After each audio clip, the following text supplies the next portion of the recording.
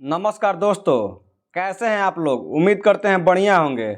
आज का हमारा टॉपिक है लुसेंट ऑब्जेक्टिव बुक का साइंस में केमिस्ट्री का चैप्टर नंबर 2 परमाणु संरचना यानी कि एटॉमिक स्ट्रक्चर चैप्टर को पूरी तरह से इस वीडियो में कंप्लीट कराया गया है। इस वीडियो का खास बात यह है कि परमाणु संरचना चैप्टर में जितना भी न्यूमेरिकल दिया गया है उसे बहुत ही सरल भाषा में सॉल्व कराया गया है। चलिए क्वेश्चन स्टार्ट करते हैं। परमाणु अभाज्य है यह निम्नलिखित में से किसने प्रस्तावित किया था? डाल्टन ने। परमाणु अभाज्य है यह निम्नलिखित में से किसने प्रस्तावित किया था? डाल्टन ने। निम्नलिखित में से किसे आधुनिक परमाणु सिद्धांत का जनक माना जाता है? जॉन डाल्टन को। निम्नलिखित में से किसे आधुनिक परमाणु सिद्धांत का जनक माना जाता है? जॉन डाल्टन को। परमाणु संरचना का मॉडल किसने विकसित किया? बोहर और रदरफोर्ड ने। परमाणु संरचना का मॉडल किसने विकसित किया? बोहर तथा रदरफोर्ड ने। परमाणुवीय नाभिक किसने खोजा था? रदरफोर्ड ने। परमाणुवीय नाभिक किसने खोजा था? रदरफोर्ड ने। परमाणु के नाभिक का आकार होता है 10⁻⁻15 मीटर। परमाणु के नाभिक का आकार होता है 10⁻⁻15 मीटर। किन किरणों के प्रकीर्णन से नाभिक के आकार का आकलन किया जा सकता है? अल्फा कण के। किन किरणों के प्रकीर्णन से नाभिक के आकार का आकलन किया जा सकता है? अल्फा कण। स्वर्ण पत्र से किसे प्रकीर्णन का अध्ययन करके रदरफोर्ड ने नाभिक की खोज की? अल्फा कण। स्वर्ण पत्र से किसके प्रकीर्णन का अध्ययन करके रदरफोर्ड ने नाभिक की खोज की? अल्फा कण। रदरफोर्ड के अल्फा कणों के प्रयोग ने सर्वप्रथम दिखाया कि परमाणु में होते हैं नाभिक। रदरफोर्ड के अल्फा कणों के प्रयोग ने सर्वप्रथम दिखाया कि परमाणु में होते हैं नाभिक। रदरफोर्ड के पतले स्वर्ण पत्र पर अल्फा कण प्रकीर्णन प्रयोग निम्नलिखित में से किसकी खोज के लिए उत्तरदायी है? परमाणु नाभिक। रदरफोर्ड का पतले स्वर्ण पत्र पर अल्फा कण प्रकीर्णन प्रयोग निम्नलिखित में से किसकी खोज के लिए उत्तरदायी है? परमाणु नाभिक। परमाणु के प्रकीर्णन परीक्षण ने किसकी मौजूदगी का सिद्ध किया? परमाणुओं में न्यूक्लियस। रदरफोर्ड के प्रकीर्णन परीक्षण ने किसकी मौजूदगी क्या सिद्ध किया? परमाणु में न्यूक्लियस यानी कि परमाणुओं में नाभिक। न्यूक्लियस का हिंदी होता है नाभिक। किसी पतली स्वर्ण पट्टिका में अल्फा कणों का प्रकीर्णन किसकी उपस्थिति के संकेत देता है? किसी परमाणु केंद्र में ध्यानावेशित नाभिक के। किसी पतली स्वर्ण पट्टिका से अल्फा कणों का प्रकीर्णन किसकी उपस्थिति का संकेत करता है? किसी परमाणु के केंद्र में ध्यानावेशित नाभिक का। रदरफोर्ड के अल्फा कण प्रकीर्णन प्रयोग से निम्नलिखित में से कौन सा निष्कर्ष नहीं निकाला जा सकता है? तो परमाणु में अधिकांश स्थान रिक्त है, ये निष्कर्ष निकाला जा सकता है। परमाणु की त्रिज्या नाभिक की त्रिज्या का लगभग 10⁵ गुना है, ये भी निष्कर्ष निकाला सकता है। परमाणु के लगभग संपूर्ण द्रव्यमान नाभिक में होता है, ये भी निकाला सकता है। पूछा निष्कर्ष नहीं निकाला सकता है, तो आपका होगा ऑप्शन नंबर सी। इलेक्ट्रॉन स्थिर ऊर्जा के वृत्तीय पथ पर गति करते हैं जिसे कक्षा कहते हैं, ये निष्कर्ष नहीं निकाला सकता है। नाभिक की खोज के लिए रदरफोर्ड ने जब धातु के पतले पत्र पर अल्फा कणों का व्यवहार किया तो अधिकांश अल्फा कण धातु के पन्नी को बिना विक्षेप के पार करके चले गए। नाभिक की खोज के लिए रदरफोर्ड ने जब धातु के पतले पत्र पर अल्फा कण का व्यवहार किया तो अधिकांश अल्फा कण धातु के पन्नी को बिना विक्षेपण के पार करके चले गए। नाभिक के ध्यानावेशित होने की खोज की थी रदरफोर्ड ने। नाभिक के ध्यानावेशित होने की खोज की थी रदरफोर्ड ने। एक परमाणु के 3 आधारभूत अवयव कौन से हैं? इलेक्ट्रॉन, प्रोटॉन, न्यूट्रॉन होता है। ऑप्शन नंबर बी में दिया हुआ है प्रोटॉन, न्यूट्रॉन और इलेक्ट्रॉन। एक परमाणु के 3 आधारभूत अवयव कौन कौन से हैं? तो प्रोटॉन, न्यूट्रॉन, इलेक्ट्रॉन। परमाणु के नाभिक में निम्न कण होते हैं। नाभिक में जो होता है प्रोटॉन और न्यूट्रॉन होता है और इलेक्ट्रॉन जो होता है बाहरी कक्षा में होता है। परमाणु के नाभिक में निम्न कण होते हैं, प्रोटॉन और न्यूट्रॉन होते हैं। परमाणु में कौन सा मूल कण समान संख्या में स्थिर होती है? तो इलेक्ट्रॉन और प्रोटॉन समान संख्या में स्थिर होती है। परमाणु में कौन से मूल कण समान संख्याओं में स्थिर होते हैं, इलेक्ट्रॉन तथा प्रोटॉन। निम्नलिखित में से कौन एक अस्थायी कण है? न्यूट्रॉन जो है अस्थायी कण है। निम्नलिखित में से कौन एक अस्थायी कण है? न्यूट्रॉन जो है एक अस्थायी कण है। निम्नलिखित में से कौन एक आवेश रहित कण है? आवेश रहित कण न्यूट्रॉन है। निम्नलिखित में से कौन एक आवेश रहित कण है? न्यूट्रॉन जो है आवेश रहित कण है। निम्नलिखित में से कौन सा एक किसी तत्व के परमाणु क्रमांक को सबसे सही निर्धारित करता है? प्रोटॉन की संख्या। निम्नलिखित में से कौन किसी एक तत्व के परमाणु क्रमांक को सबसे सही निर्धारित करता है? प्रोटॉन की संख्या। वर्ष 1897 में इलेक्ट्रॉन की खोज किसने की थी? जे थॉमसन ने। वर्ष 1897 में इलेक्ट्रॉन की खोज किसने की थी? जे थॉमसन ने। सबसे पहले इलेक्ट्रॉन के आवेशों का सफलतापूर्वक निर्धारण किसने किया? मिल्टन ने। सबसे पहले इलेक्ट्रॉन के आवेशों का सफलतापूर्वक निर्धारण किसने किया? मिल्टन ने। निम्नलिखित में से वह कण कौन सा है जो ऋणात्मक रूप से आवेशित होता है? इलेक्ट्रॉन। निम्नलिखित में से वह कण कौन सा है जो ऋणात्मक रूप से आवेशित होता है? इलेक्ट्रॉन। इलेक्ट्रॉन के तरंग प्रकृति की खोज सर्वप्रथम किसने की थी? डी ब्रोगली ने। इलेक्ट्रॉन के तरंग प्रकृति की खोज सर्वप्रथम किसने की थी? डी ब्रोगली ने। एक इलेक्ट्रॉन पर कितना आवेश होता है? -1.6 × 10⁻19 कूलम। एक इलेक्ट्रॉन पर कितना आवेश होता है? -1.6 × 10⁻19 कूलम। निम्नलिखित किन कणों में कोणीय तरंग की द्विव प्रकृति पाई जाती है? इलेक्ट्रॉन। निम्नलिखित किन कणों में कोणीय तरंगों की द्विव प्रकृति पाई जाती है? इलेक्ट्रॉन। किसी परमाणु में परिक्रमण कर रहे किसी इलेक्ट्रॉन की कुल ऊर्जा सदा धनात्मक होती है। किसी परमाणु में परिक्रमण कर रहे किसी इलेक्ट्रॉन की कुल ऊर्जा सदा धनात्मक होती है। प्रोटॉन की खोज किसने की थी? गोल्डस्टीन ने। प्रोटॉन की खोज किसने की थी? गोल्डस्टीन ने। प्रोटॉन पर आवेश अल्फा कण पर आवेश के बराबर होता है। प्रोटॉन पर आवेश अल्फा कण पर के आवेश के बराबर होता है। ऋणात्मक परमाणु में प्रोटॉन की संख्या क्या है? परमाणु में इलेक्ट्रॉन की संख्या से कम। ऋणात्मक परमाणु ऋणावेशित परमाणु में प्रोटॉन की संख्या क्या है? परमाणु में इलेक्ट्रॉन की संख्या से कम। न्यूट्रॉन की खोज किसने की थी? जेम्स चैडविक ने। न्यूट्रॉन की खोज किसने की थी? जेम्स चैडविक ने। न्यूट्रिनो के गुणधर्म का संबंध में निम्नलिखित में से कौन सा कथन सही नहीं है? सही नहीं है पूछा है। न्यूट्रॉन का द्रव्यमान प्रोटॉन के द्रव्यमान के लगभग समान होता है, ये सही है। न्यूट्रॉन का आवेश शून्य होता है, ये भी सही है। न्यूट्रॉन परमाणु नाभिक के अंदर अवस्थित होता है, ये भी सही है। न्यूट्रॉन परमाणु नाभिक के चारों ओर चक्कर लगाते हैं, ये गलत है। ऑप्शन नंबर इसका डी होगा।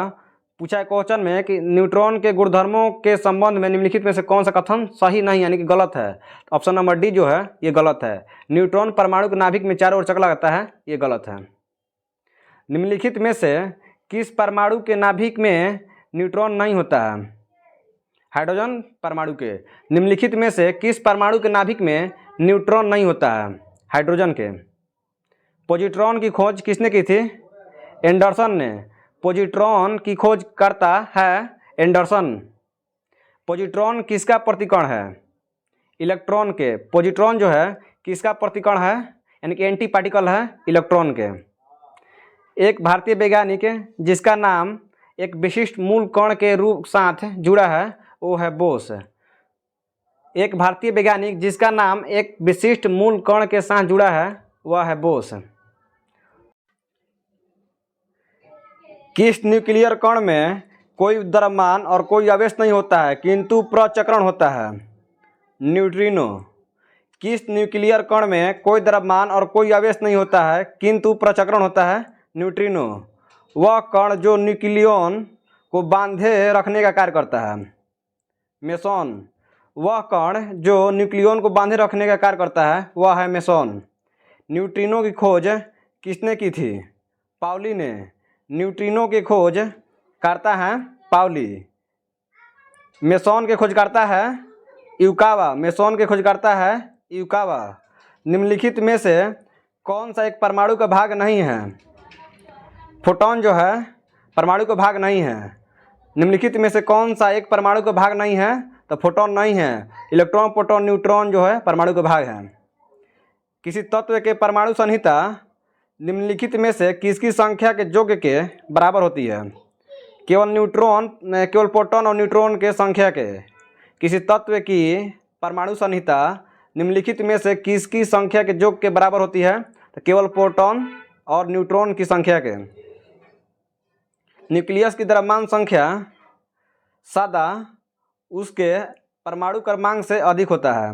न्यूक्लियस के द्रव्यमान संख्या सदा उसके परमाणु क्रमांक से अधिक होता है। किसी परमाणु के परमाणु द्रव्यमान और द्रव्यमान संख्या में अंतर को कहते हैं द्रव्यमान क्षति। किसी परमाणु के परमाणु द्रव्यमान और द्रव्यमान संख्या में अंतर को कहते हैं द्रव्यमान क्षति। किसी तत्व का सर्वाधिक मौलिक अभिलक्षण निम्नलिखित में से कौन सा है? परमाणु क्रमांक। किसी तत्व का सर्वाधिक मौलिक अभिलक्षण निम्नलिखित में से कौन सा है? परमाणु क्रमांक। परमाणु भार का अंतर्राष्ट्रीय मानक है C12। परमाणु भार का अंतर्राष्ट्रीय मानक है C12। किस तत्व के रासायनिक गुण निर्भर करते हैं? परमाणु संख्या पर। किसी तत्व के रासायनिक गुण निर्भर करते हैं परमाणु संख्या पर।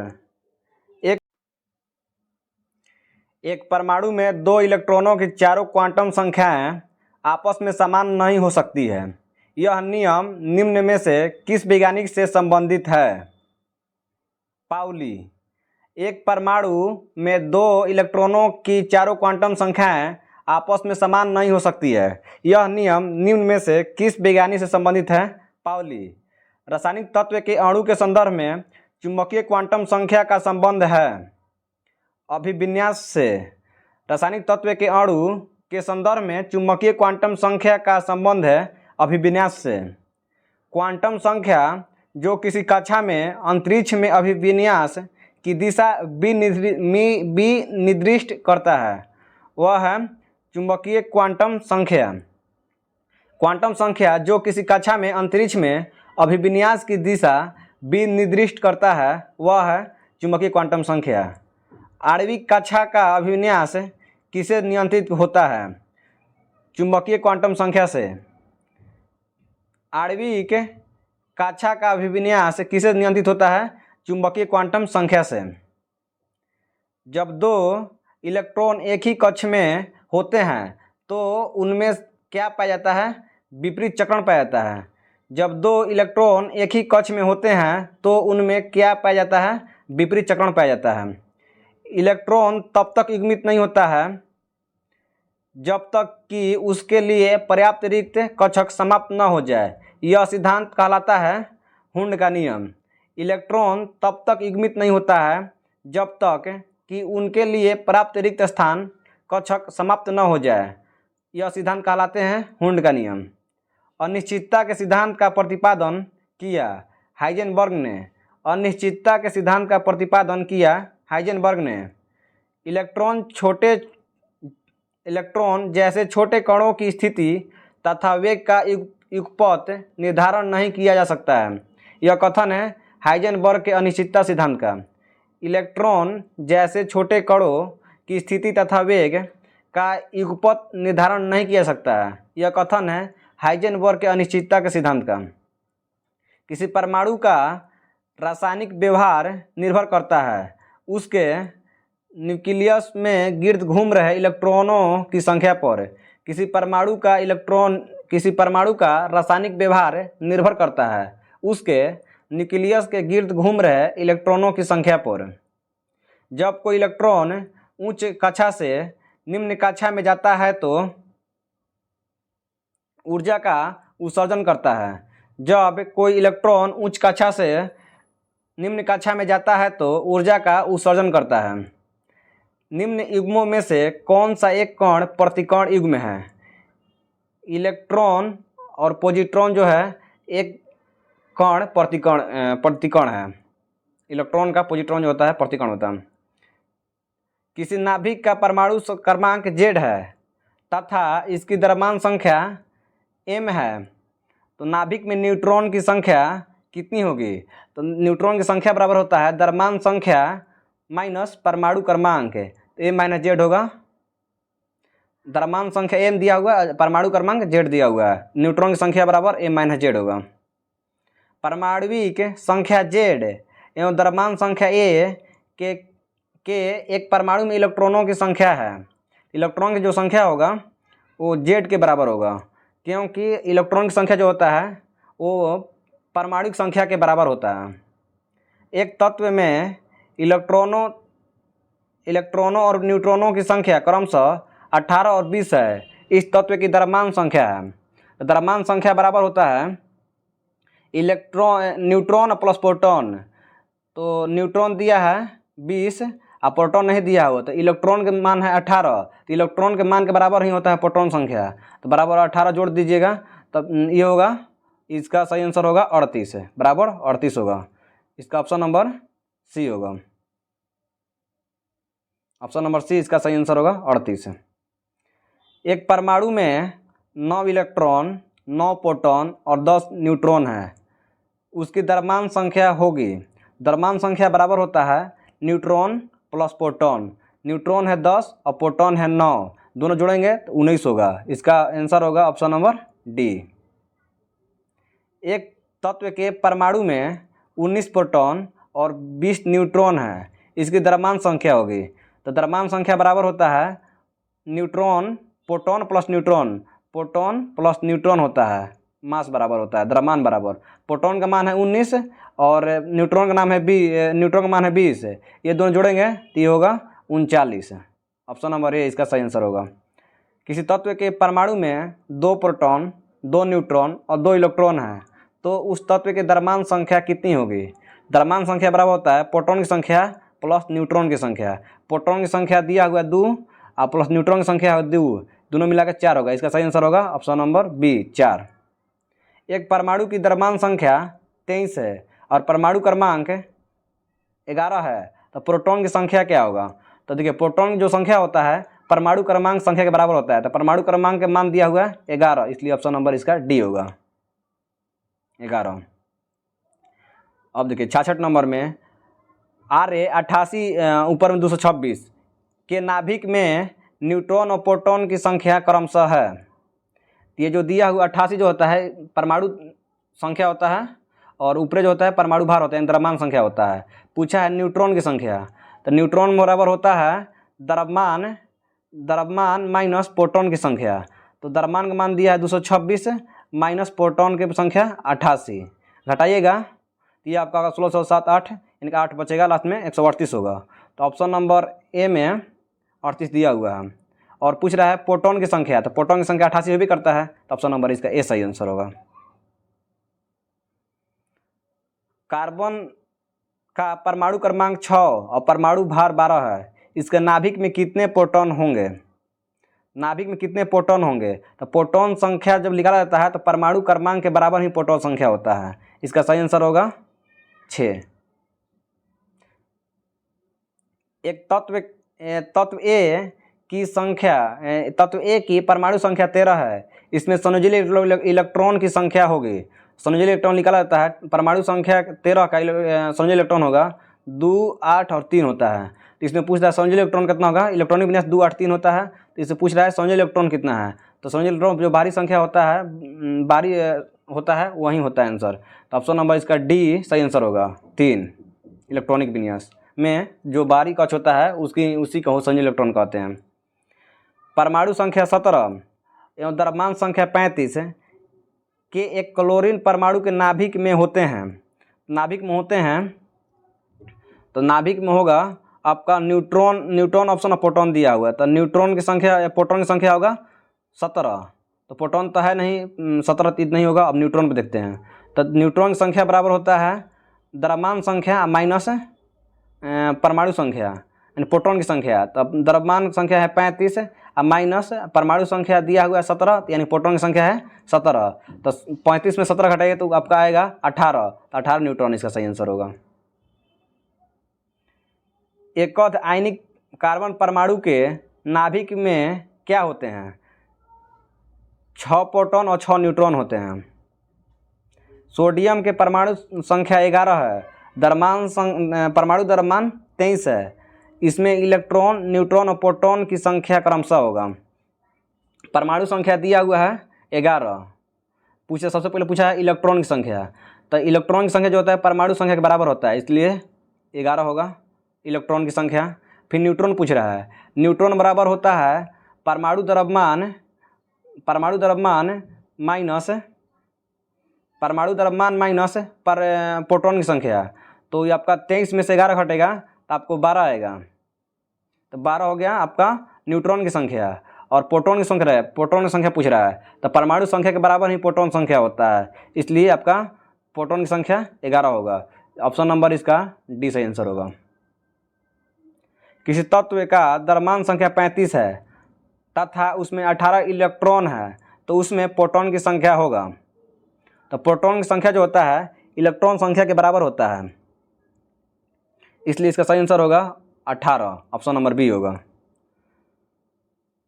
इसमें 73 नंबर क्वेश्चन देखिएगा कि प्रोटॉन की संख्या 19 और द्रव्यमान संख्या 40 है, दिया हुआ है। तो इसमें पूछ रहा है इलेक्ट्रॉन की संख्या कितना होगा। तो इलेक्ट्रॉन की संख्या जो होता है प्रोटॉन परमाणु संख्या के बराबर होता है।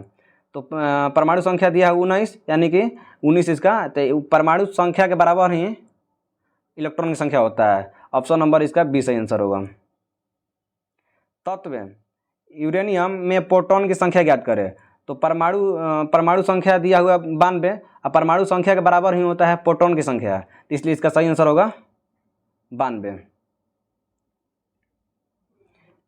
फिर दिया हुआ है न्यूट्रॉन की पूछ रहा है, इसमें यूरेनियम दिया है 92 और 238 दिया हुआ है, तो इसमें न्यूट्रॉन की संख्या पूछ रहा है। तो न्यूट्रॉन की संख्या बराबर होता है द्रव्यमान संख्या 238 दिया हुआ है और माइनस प्रोटॉन की संख्या, तो प्रोटॉन की संख्या है कितना 92, तो आपका न्यूट्रॉन निकल जाएगा यहाँ से घटाइएगा तो आपका आएगा 146, इसलिए इसका सही आंसर होगा ऑप्शन नंबर ए 146 है।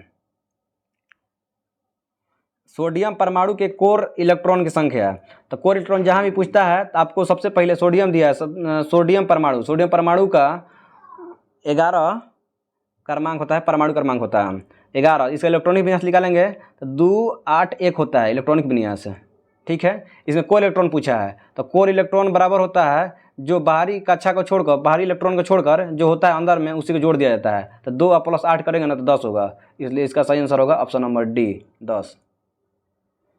किसी परमाणु का इलेक्ट्रॉनिक विन्यास 282 है, इसमें संयोजी इलेक्ट्रॉन की संख्या है, तो संयोजी इलेक्ट्रॉन सबसे बाहरी वाला होता है, इसका ऑप्शन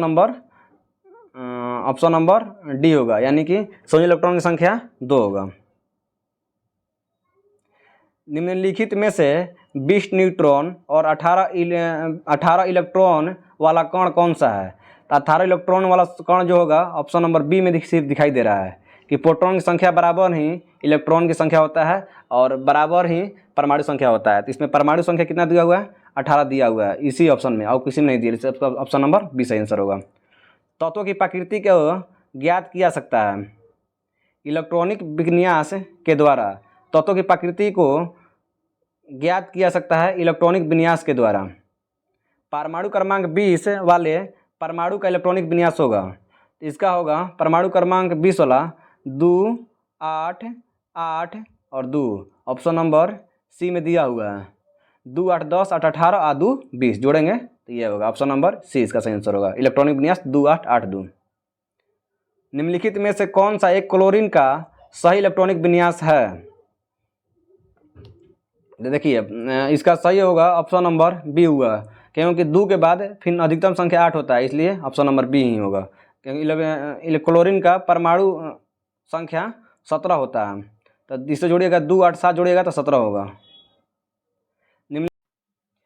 निम्नलिखित में से कौन इलेक्ट्रॉनिक विन्यास संभव नहीं है। तो ऑप्शन नंबर बी में जो दिया हुआ है इसका इलेक्ट्रॉनिक विन्यास संभव नहीं है। 83 नंबर चलते हैं। 1s² 2s² 2p6 किसका इलेक्ट्रॉनिक विन्यास है?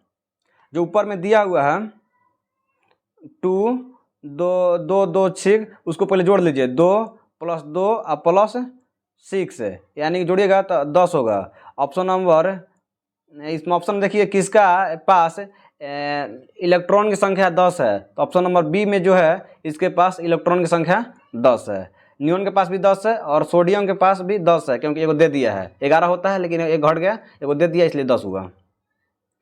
निम्नलिखित में से कौन सी इलेक्ट्रॉनिक संरूपण धातु तत्व के लिए है?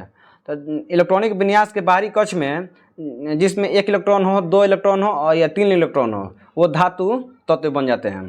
तो ऑप्शन नंबर डी में दिया हुआ है 2 8 8 2 यानी कि इसके बाहरी कक्ष में 2 इलेक्ट्रॉन हैं, इसलिए ऑप्शन नंबर डी सही आंसर होगा। निम्नलिखित में से कौन से इलेक्ट्रॉनिक संरूपण धातु तत्व के लिए होते हैं? फिर वही क्वेश्चन सेम है, बस इसमें डिजिट चेंज है। 2 8 18 2 यानी कि बाहरी कक्षा में 2 है, इसलिए ये धातु तत्व है।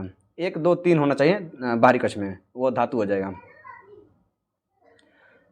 देखिए एल्युमिनियम की इलेक्ट्रॉनिक विन्यास होगी, तो इलेक्ट्रॉनिक विन्यास इसका होगा 2 8 इलेक्ट्रॉनिक संरचना है 2 8 10 और 3 13 हुआ। ऑप्शन नंबर इसका बी होगा सही आंसर। निम्नलिखित में से कौन सी इलेक्ट्रॉनिक संरचना सोडियम आयन की है? तो सोडियम आयन की इलेक्ट्रॉनिक संरचना पूछा है, तो ऑप्शन नंबर इसका बी सही आंसर होगा। सोडियम आयन की संरचना पूछा हुआ है 2 8। यदि कक्षा की संख्या को n से व्यक्त की जाए तो किसी कक्षा में अधिकतम इलेक्ट्रॉनों की संख्या होता है। ये फॉर्मूले है, ये फॉर्मूला ही है 2n²। किसी परमाणु की 12वीं कक्षा में कितने इलेक्ट्रॉन रह सकते हैं? 8 रह सकते हैं। यदि परमाणु की तीसरे कक्षा सबसे बाहरी कक्षा हो तो इसमें इलेक्ट्रॉनों की अधिकतम संख्या कितनी हो सकती है? तो बाहरी कक्षा बोला है तीसरा कक्षा बोला हुआ यानी कि n = 3। फॉर्मूला होता है 2n² यानी अधिकतम कक्षों के अधिकतम संख्याओं के लिए निकालने के लिए, तो 2n² तो 2 हो जाएगा यहाँ पर, n की जगह पर 3 रखिएगा तो 3 3 के 9 हो जाएगा, 9 से 2 से गुना कीजिए तो 18 होगा। ऑप्शन नंबर इसका सी सही आंसर होगा, इसका ऑप्शन नंबर सी सही आंसर होगा 18। किस तत्व के परमाणु की दूसरी कक्षा में इलेक्ट्रॉनों की अधिकतम संख्या हो सकती है? दूसरी कक्षा में बोला हुआ है यानी कि 2n², फिर वही फॉर्मूला 2n², n की जगह पर 2 रख लिया, 2 2 4 4 2 8 यानी कि ऑप्शन नंबर ए होगा। परमाणु दूसरी कक्षा में इलेक्ट्रॉनों की अधिकतम संख्या 8 हो सकता है। निम्नलिखित में से कौन सी संख्या इलेक्ट्रॉनों की अधिकतम संख्या है जो m सेल में मौजूद रहते हैं? देखिए तो पहला होता है k, उसके बाद होता है l, उसके बाद होता है m। m जो है तीसरे नंबर पर होता है यानी कि फॉर्मूला लगेगा 2n² बराबर होता है, तो 2n की जगह पर 3 रखिएगा, 3 के 9 हो जाएगा, इसे गुना कीजिएगा तो 18 हो जाएगा। ऑप्शन नंबर इसका सी सही आंसर होगा। m सेल में मौजूद रह सकती है 18 इलेक्ट्रॉन। n सेल में इलेक्ट्रॉनों की अधिकतम संख्या कितनी हो सकती है? सेम वही क्वेश्चन है, तो k, l, m और n। इसमें जो होगा n जो है चौथा नंबर पर है, इसलिए 2n² पर फॉर्मूला रखिएगा, तो यहाँ पर रखिएगा n के n = 4 रखिएगा, तो 4 4 16 और 16 दूनी 32 है, यानी कि ऑप्शन नंबर डी इसका होगा सही आंसर 32। परमाणु विद्युतः होते हैं उदासीन रूप में। परमाणु विद्युतः होते हैं उदासीन रूप में। फोटॉन की ऊर्जा E, संवेग P तथा वेग C में सही संबंध है, तो सही संबंध है P = E/c। किस तत्व के रासायनिक प्रकृति निर्भर करती है? संयोजी इलेक्ट्रॉन पर। किस तत्व की रासायनिक प्रकृति निर्भर करती है? संयोजी इलेक्ट्रॉन पर। परमाणु की प्रभावी त्रिज्या होगा 10⁻10 मीटर। परमाणु की प्रभावी त्रिज्या होगा 10⁻10 मीटर। आर्गन की द्रव्यमान संख्या 40 है। निम्नलिखित में से कौन सा कथन सही है? आर्गन प्रोटॉन की संख्या 22, नहीं, आर्गन में प्रोटॉन की संख्या 22 नहीं होता है, ये गलत है। आर्गन में प्रोटॉन और इलेक्ट्रॉन की संख्या का योग 40 होता है, तो प्रोटॉन और न्यूट्रॉन की संख्या का योग 40 होता है, ये गलत दिया हुआ है। आर्गन में इलेक्ट्रॉनों की संख्या होती है 18, हाँ होती है। ऑप्शन नंबर इसका सही आंसर सी होगा, कथन सही सी है। एक तत्व जिसका परमाणु क्रमांक 35 है, परमाणु के बोर मॉडल पर आधारित इस संयोजकता कोष में इलेक्ट्रॉनों की सही संख्या निम्न में से क्या होगी। देखिए, इसका बोर मॉडल से निकाले जाए इलेक्ट्रॉनिक विन्यास, तो इसमें बाहरी कक्षा में 7 इलेक्ट्रॉन होगा, इसलिए इसका सही आंसर डी होगा। परमाणु क्रमांक 35 के बाहरी कक्षा में 7 इलेक्ट्रॉन होगा, इसलिए ऑप्शन नंबर डी होगा इसका सही आंसर। डाल्टन के परमाणु सिद्धांत के अनुसार परमाणु यौगिकों को डॉट डॉट डॉट को बनाने के लिए लघु पूर्णतः संख्याओं में अनुपात में संयुक्त होता है, इसमें खाली स्थान में बढ़ेगा यौगिक। डाल्टन के परमाणु सिद्धांत के अनुसार परमाणु यौगिकों को बनाने के लिए लघु पूर्ण संख्याओं के अनुपात में संयोजित होता है। हिग्स बोसॉन को इससे भी जाना जाता है, गौड़ कण के नाम से। हिग्स बोसॉन को इससे भी जाना जाता है गौड़ कण के नाम से। ये आप लोग चैप्टर पूरी तरह से कंप्लीट हो गया है। Thanks for watching my video. धन्यवाद।